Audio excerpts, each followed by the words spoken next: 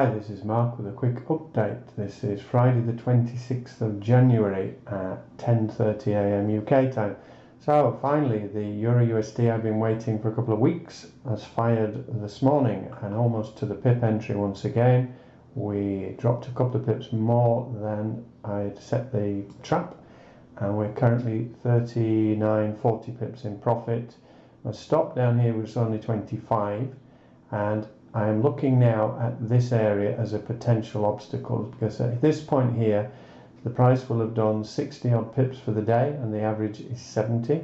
There is a 55 EMA and obviously it's previously been support and resistance. So at this point here I am going to take off half of the profit, leave the balance to run, and at the moment I'm going to move the stop now to entry plus a couple of pips to protect it. So it is now risk free. For confirmation for this trade, I looked at also the Swissy. USD Swissy came up, touched the 55 EMA and rejected, as did of course the dollar index. So you can look at different pairs and different indices to give you confirmation as well as what you see on your own chart. Hope that helps. Catch you later.